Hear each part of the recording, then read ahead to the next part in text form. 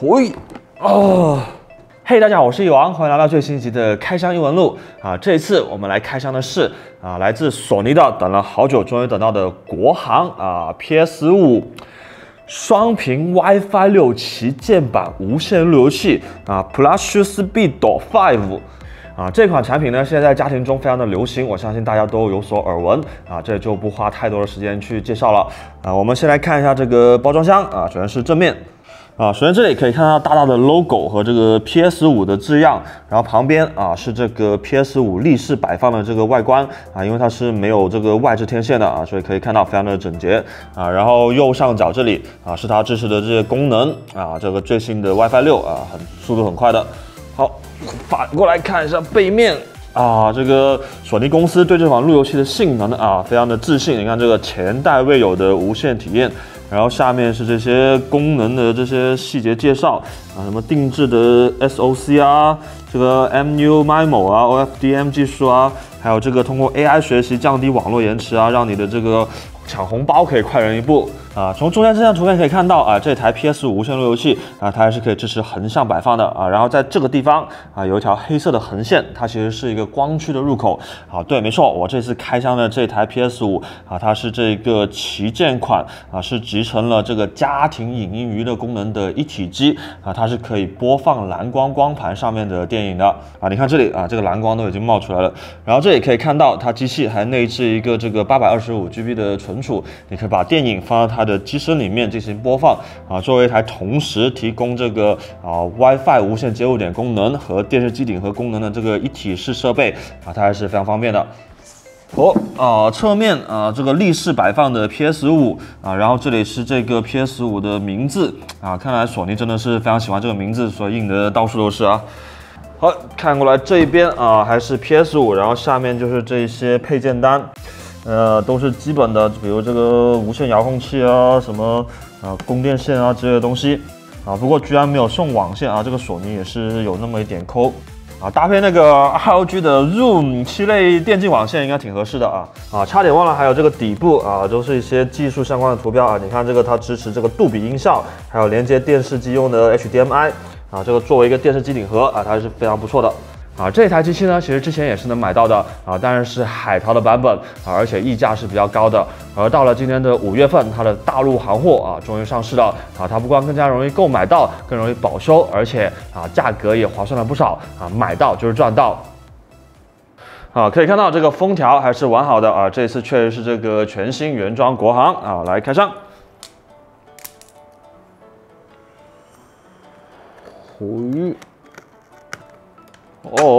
very nice 这个地方可以看到大家非常关心的内容如果你之前有这个 Plus Speed 4的话呢你之前的这个无线网络设置可以直接就这样传输过来，不用再输一次宽带的账号密码是非常方便的。继续这个是说明书简体中文大陆行货就是好然后这一个是这个电源线然后这个就是这个 Plus Speed 5的这个新卖点，叫做这个人体工程学遥控器你看这上面还是带有这个触摸板的，方便你移动那个指针很好用的。继续开。好，这个还是配件，是那个摆放的支架连接电视机用的线然后这个 Type C 线给那个遥控器充电的。有点沉因为它的功能比较强大，所以它的机身这个体积也是做的比较大的。不过在无线路由器里面其实还好，因为我们有那个华硕的那个八爪鱼那个 AX11000那个路由器也是挺大的作为无线路由器这么一个尺寸呢，它是非常正常的大家千万不要有过多的这个疑问。这个包装还是相当不错的，非常的别致，有这个叫做现代化的这个美术风格放在家里面作为一个这个现代化艺术品摆件也是非常不错的。OK， 那么我们来仔细看一下这台机器首先本体这个造型大家应该很熟悉了，两片白色的东西夹着中间黑色的本体不过颜色上这两片白的东西没有想象中那么白带一点点灰。然后中间黑色的本体呢，也是偏一点点蓝，也不是纯黑色的。在这两片白色外壳的内部啊，还有一大堆非常细小的圆圈、方块、叉叉、三角形的PS 系列的这个经典的概念图形，细节做工还是挺不错的。接下来看一下机器的正面旁边这一条细长的就是蓝光光驱的入口，是吸入式的光驱。然后中间这里两个按键，一个是光驱的弹出键，以及一个电源开关。再上来是两个前置的 USB 接口有 Type C 有 Type A， 还是挺方便的。正面上半部分的两边是一直延伸到顶部的散热孔位这个造型设计还是挺科幻的。背面首先可以看到的还是这个满满的散热孔大家都知道这个高端的无线路由器发热都是比较大的，何况这一台还集成了这个强大的家庭影音中心。机身的下方是一排接口从下往上分别是市电220伏输入HDMI 2.1 接口，理论上是可以实现 8K 输出的，不知道索尼更新了固件支持了没有。再过来是网线 RJ45 接口没错，它只有一个。这是因为索尼它主打的是一个全家无线连接的概念，如果你家里面有比较多需要有线网络连接的设备呢你还需要自己在它前面再加装一个有线的交换机。最后还有两个 USB Type A 可以用来接移动硬盘什么的。接下来我们看一下这个底座PS5 它支持横躺和竖立两种放置方式这里我们选择比较节省位置的这个竖立安装当然如果你有电视柜的话也可以打平放。我们把这个底座倒过来，然后转一下就切换到竖直模式了，然后这个螺丝也露了出来。然后我们将这台 PS5 背面朝上的放置再拿这个东西撬一下底下这个洞，这个螺丝孔就出来了。然后把这个底座挂上去，再上好螺丝，就可以实现比较安稳的竖立的放置了。刚刚取下来的那个塞子还可以藏在这里，这个细节还是花了不少心思的。接着我们来看一下这个最新款的 DualSense 无线控制器这款控制器的配色是白加黑，和本体一样现在已经有红加黑和纯黑的配色的无线控制器可以单独购买了。DualSense 整体的按键布局和上一代的 DualShock 4差不多主要是多了麦克风和一个物理的麦克风屏蔽按钮，现在不需要插耳机也可以进行语音通话方便了很多。造型和人体工学这一代做了大改我握持起来感觉更加贴合手心了拿着挺舒服的。无线手柄反面手握的地方有防滑纹路仔细一看也是这个圆圈、方块、三角、叉叉的这个 PS 的印象图案细节上这个心思真的是花了挺多的。充电接口是最新的 Type C， 然后 L2 和 R2 这两个就是传说中的自适应 Trigger 手指按摩器，这个要开机之后才能体验到，等一下我们来试一下。如果你的家里人觉得这种新型的遥控器太复杂上手太难的话呢，也是没有关系的，你还可以帮他买一个这种传统款式的遥控器，用来看片看碟的话呢就上手简单了很多等一下我们也会来试验一下的。忽然发现 PS5 的包装里面扎线材的这根东西它外面一层的材质已经换成了纸的这个环保还是做得挺细致的。OK， 我们现在已经将这个 PS5 接上电视机了来开机看一下。亮了，这蓝光已经出来了。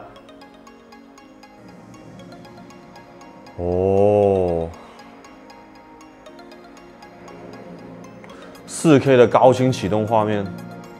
要先通过这个附送的 Type C 线来配置一下这个无线控制器。OK， 简体中文。一上来我们就碰到了 PS5 上面一个遭受到了万人吐槽的修改，为了照顾欧美玩用户的使用习惯现在全球的 PS5 控制器上面的按键都统一为了叉叉确认，圈取消。顺带一提，我现在手上有3个牌子的无线控制器，然后它们的叉叉键都在不一样的地方。OK， HDR 调整。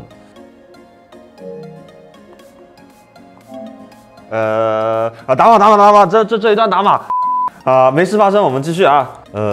最佳体验，开机之后还是按照惯例先升级一波。OK， 现在这台机器已经激活好，进入到它的主界面了我们赶紧来测试一下它的蓝光影音功能这里我准备了几张电影的蓝光盘，赶紧来播放一下试试看。PS5 为了照顾横向的摆放它这个吸入式光驱在竖立摆放的时候啊，是这个封面朝内，这个光盘这一面朝外，有点奇怪。好，现在这个光盘已经识别出来了啊 ，Blu-ray Disc 蓝光光盘啊，来播放。操作介绍，有一点复杂，但是没有关系，用这一个啊就简单多了。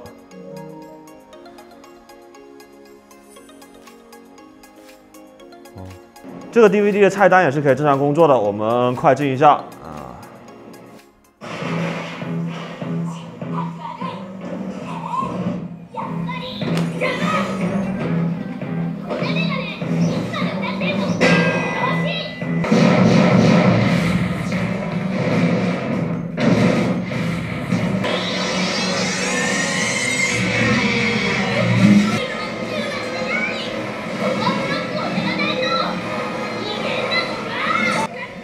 这个高清蓝光圆盘在大屏幕上面放出来的魄力果然就是不一样啊！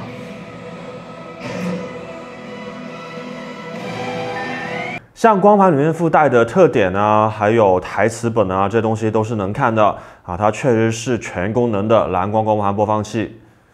我知道这个时候很多人会想知道这个大显示器是什么型号，它是来自 ROG 玩家国度的 XG43UQ， 是一款43寸超大可视面积、4K UHD 分辨率、144赫兹刷新率的高端显示器。它的运动图像响应时间为1毫秒，非常适合 MOBA、FPS 等快节奏游戏。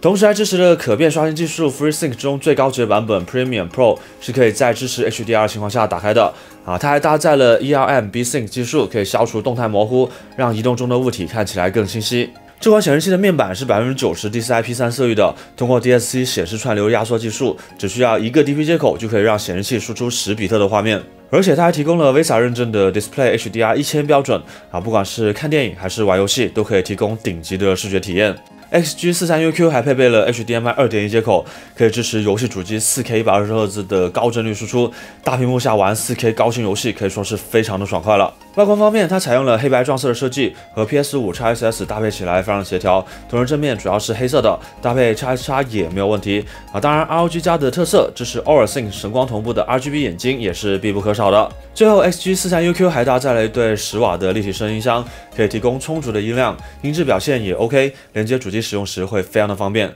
接下来我们来听一下歌，播一下 CD 试一下啊。这一张是周杰伦的专辑《12旧作》。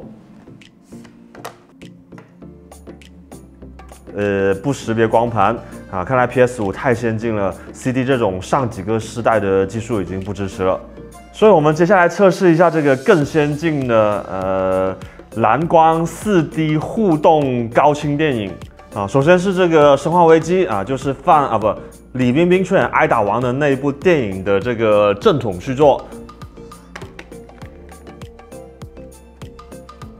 因为它采用了最先进的技术，所以需要先复制到机器里面啊，然后才能进行这个 play 啊播放。生化8是一个关于家庭责任和伟大的父爱的可歌可泣、感动人心的故事。主角 Ethan Winters 在家庭遭遇了突如其来的变故之后啊，依然保持着百折不挠的精神，为了妻子和女儿，勇敢地与命运做出了斗争，是新世纪好男人的典范，值得我们学习。而且生化8还教导我们要节约用水啊，是非常积极向上的一款作品。现在我们看到的是故事开头的部分啊，主角 Ethan 在雪山旅游的时候突然遭遇了车祸啊，然后流落到了附近一个贫困的小山村啊，村民们虽然条件不是很好，但是依然对主角进行了热情的款待。因为我没有购买 PC 版的生化8，所以没有办法对画面进行详细的对比啊。但是在 PS5 上面的 4K 输出看起来细节还是挺精细的啊，虽然应该是棋盘，画面流畅度方面也挺不错，60帧应该是没有问题的。生化8可能开发得比较早啊，使用 DualSense 的时候，这个震动效果我感觉一般啊，震动的比较少，然后也比较轻微，但是它对这个自适应扳机是有优化的。可以看到这个扳机啊，明显是2段式的啊，就好像让你感受到真枪的扳机一样。啊，就是这个瞄准啊，还是要好好的习惯一下才行。啊，现在我们看到这个是《最终幻想7》的重制版的第1章啊。早在2001年的时候，史克威尔公司就推出过一部全 CG 的电影啊，《最终幻想：灵魂深处》是上过 CCTV 6的。那一部总耗资1.5亿美元的电影，让大家意识到原来电脑 CG 技术是可以实现如此惊艳的画面的可以就是剧情不太行，导致票房惨遭了滑铁卢。好在 Square Enix 公司没有气馁，在2005年的时候推出了这个《最终幻想7：降临之子》这一部就赚得盆满钵满了，口碑也不错。然后我们现在看到的就是《圣子降临》的本片《最终幻想7》的最近这几年的重制版。最终幻想7在 PS5 上面有2种画面模式分别是原生 4K 30帧的图像模式和从2880 60帧拉升上去的效能模式。这2种模式，一个画面更精细一个更流畅，就看你的喜欢了考虑到最终幻想7它不是 FPS， 所以30帧习惯一下之后也还可以接受，甚至看起来还更有电影感一点。最终幻想7对 HDR 的应用也是挺不错的在地图上它布置了比较多像路灯这样的高亮物体，配合 HDR 显示器之后，可以使画面看起来更有层次感更加的生动，更加真实。同时，战斗时的打击效果也应用了比较多的高亮特效，可以发挥出HDR 的画面优势。接下来我们体验的作品是《瑞奇与叮当》这个叮当嘛，不用说大家都知道，就是哆啦 A 梦的港台翻译。它是一部讲述叮当所在的时代的科幻作品。《瑞奇与叮当：时空跳转》算是一款炫技向的作品它很好的展示了 PS5 的性能以及这一个新的 DualSense 无线控制器的功能特性。除了这个自适应扳机之外，它的震动效果也做得非常之好像在这个地方，整个无线控制器会跟随着背景音乐一起有节奏的震动，看片的时候用来做一下按摩，效果也是非常不错的。真正的赛博朋克。和最终幻想7一样瑞奇与叮当也可以切换不同的图像模式有这个 4K 高清30帧的这个保真模式，然后有开启了光线追踪，但是降低分辨率来达到60帧的性能光追模式，以及关掉光追实现高分辨率60帧的性能模式。因为瑞奇与叮当有这个 FPS 的元素所以我觉得还是开60帧模式会比较好我这里就选择画面好一点的性能光追模式了。好 ，BOSS 战！喂！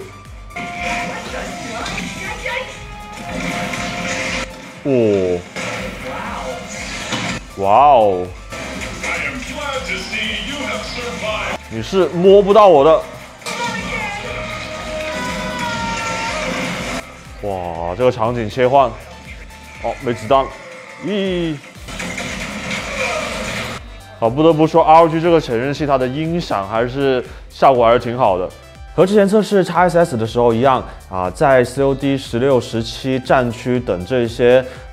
军事训练软件，简称军训软件之中只要插上鼠标键盘就能直接识别使用会更加符合 PC 用户的使用习惯。过来是采用6号，它的 PS5 版本是可以实现 4K 120帧画面输出的对，没错，要软件优化到才可以支持目前可以 4K 120的不多当然不得不说，在大屏加 4K 超清画面加120帧高刷新率下还是挺爽的。就是这个无线控制器的摇杆瞄准还需要再习惯一下。目前体验下来，感觉画面最好的作品是《战神》和他没用的老父亲虽然是2018年的作品但是在 4K HDR 下，这个画面的表现力依然是非常强悍的。奎爷的皮肤和毛发等细节做得相当的赞周围的环境也是非常漂亮的。过来的就是之前挺多用户关心的问题了首先我们来看一下大陆服务器的 PSN。PS5 唯一指定护航大作《原神》。4K 次世代高清原神，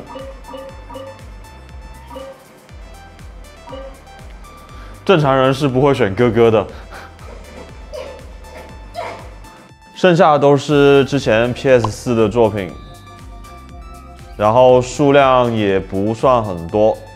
倒是这个无线控制器使用指南做得意外的好。不光把这个 DualSense 无线控制器的功能特性都很好的演示了出来，而且充满了情怀。这个是长太刀和大太刀和钝太刀以及单手太刀，民风淳朴亚南镇。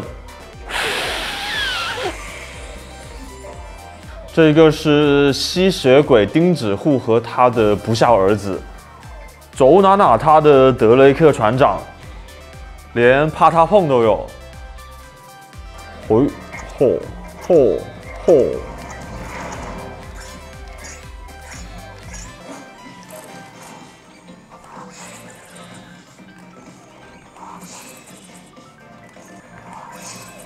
然后通过在淘宝上面购买备份服务，然后使用这个 U 盘进行恢复之后，我的香港、美国、日本的朋友都可以在这台 PS5 上面登录他的账号了。这样看起来就正常多了。只不过一打开 PSN， 首先就给我推了一个 ZZZQ 的内容，第一个就是高尔夫球2。然后 PS5 这边也有一个类似西瓜皮的订阅服务叫 PlayStation Plus。价钱还挺便宜的虽然它的作品数量不多，但是基本上都是大作，而且很多是独占的可以说大多数都是我想要的比如战神、FF15、生化7、MHW、底特律免费、神秘海域4、最后生还者、水源等等。顺带一提，港区的 PSN 呢也是支持支付宝的非常的便捷和人性化，为了赚你的钱。核心的内容看完了接下来讲一些杂项首先是这个 DualSense 无线控制器虽然它的功能十分的强大，手感也很好但是它的续航真的比较一般，用下来感觉只能坚持到4到6个小时这样子。一个晚上的话呢是能坚持下来的但是如果你是周末想长时间使用的话，就恐怕要插着线了。还有就是听说它的质量不是非常好。还有一个值得吐槽的地方是，虽然在系统的主界面插式确认、圈取消，但是在一些 PS4 的老作品里面它还是圈确认、插取消你要改可以，但是能不能统一一下呢？顺带一提，当年我还觉得最后的生还者的画面非常的牛逼现在看就觉得很一般了这个技术的进步真的是非常的快当然最后生还者它的内容细节人物动作捕捉等等都是做得非常细致、非常棒的放到现在来看依然让人觉得非常的不错。唯一可惜的是就是它只出了第一部然后就没有后续了。然后不得不说的是索尼这一整个操作界面比微软的要人性化和生动得多。就连这个输入界面它都是有过渡动画的看起来更像是一个家庭用品甚至它还可以用陀螺仪来选择。然后是这些光盘版的内容，虽然 PS5 会把它的数据复制到机器里面但是可能是出于版权验证的需求，它必须要保持光盘在机身内才可以运行。如果你把光盘弹出来，它这个软件就自动退出了。好在只有加载的时候要读一下盘，之后就全程保持安静了。而且就算这个光驱全速工作其实也没有多吵，还是可以接受的。光驱版的优势是，当你用完之后还可以出2手回血。最后是存储的部分PS5 自带的 SSD 除开系统之后就只剩下667G 了我这里装了10个左右的应用然后就只剩下80GB 不到了。但是不得不说 PS5 它这个 SSD 的加载速度是真的很快，可以了。PS5 它同样支持外置的 USB 移动硬盘但是只有 PS4 的软件是可以直接在移动硬盘上面运行PS5 的版本还是要装到它机器自带的 SSD 里面的就连这一个 PS5 都是自带有详细说明的，不像隔壁的 Xbox 还要自己上网去查。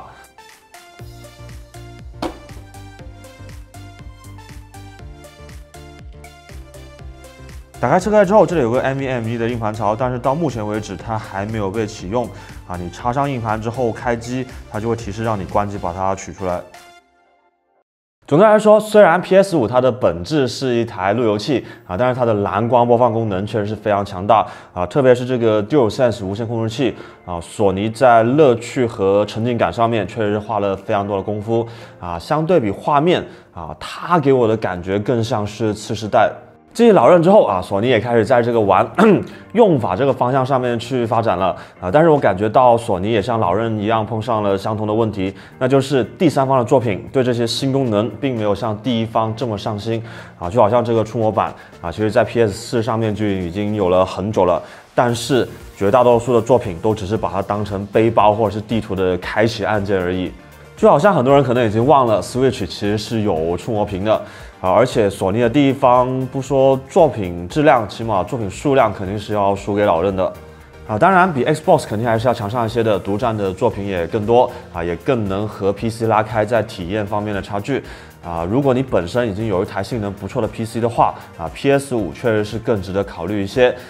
所以也更难买。现在性能方面的话，其实是专门针对 PS 开发的作品，在开启了光线追踪之后最多也只能稳定到 4K 30帧所以性能方面我觉得跟3080级以上的显卡肯定是没有办法比的。当然到了后期，软件厂商对 PS5 的特性了解得更清楚了，以及 AMD 的 FSR 进来之后，肯定还会有提升的大家都知道，像 Switch 那样的性能都能跑动，够让人崛起。但不管怎么说原价你能买到的话，那绝对是划算的。最后就是我们这一次使用的 XG43UQ 显示器，搭配主机来使用真的是绝配在 HDR 1000下看各种内容都是非常的过瘾，而且它的屏幕比较大可以离开一段距离来使用，你既可以体验到 HDR 的高动态范围也不容易被高光亮瞎甚至当电视机来使用都 OK 了。什么？太贵了那是你的问题，不是显示器的问题好，那么这次的影片就到这里了。如果喜欢的话，记得点赞和评论支持一下希望再点一个订阅，就不会错过下一次的內容啦。我是翼王，下次再見，拜拜。嗱，有冇睇到翼王講都話呢個嘢係一個路遊戲加上藍光播放器，有冇見到人哋有遙控㗎？都話冇呃你㗎啦，係嘛？但係講緊打碼喎。咁打碼一樣嘢好正常啫，個人自媒體注意下隱私，咁打啲碼好合情合理原神唔係遊戲嚟嘅咩？原神佢係一個手機遊戲嚟嘅，咁依家啲路由器性能咁強大，順便支持一下手機遊戲，好合情合理啫。係咪真㗎？